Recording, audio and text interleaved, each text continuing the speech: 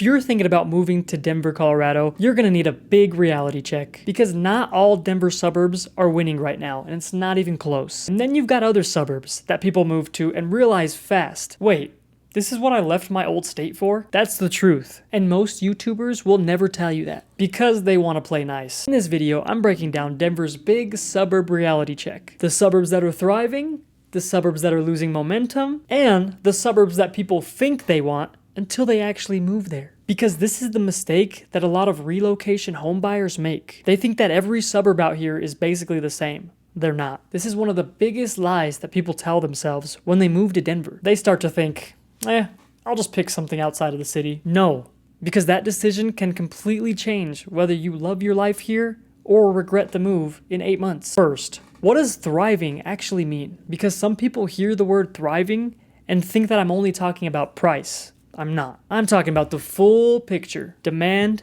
lifestyle, perception, convenience, access, momentum, who it attracts, and whether people move here and actually feel good about their decision. Because some places, they do look good on paper, and then you get there, and it feels like a giant compromise. So let's start with one suburb that I think has absolutely thrived in the Denver metro area.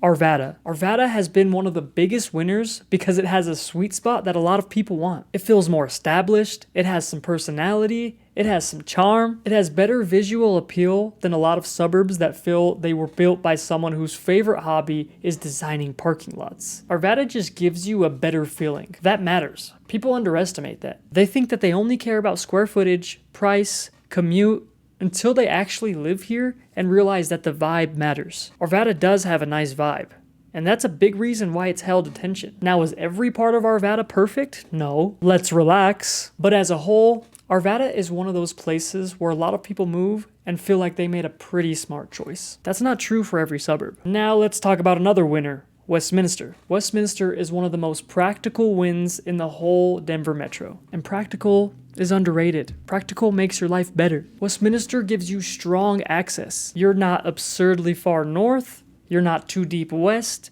You're not boxed in. You can actually move around. And that matters more than people realize before they move. Because once you actually live somewhere new, you stop caring about the fantasy of living there and start caring about how annoying your Tuesday is. That's why it continues to make sense for a lot of homebuyers. Good location, solid suburban feel, reasonable access, a lot of functional neighborhoods. Sometimes the winner is just the place that doesn't make your life harder. And that is Westminster.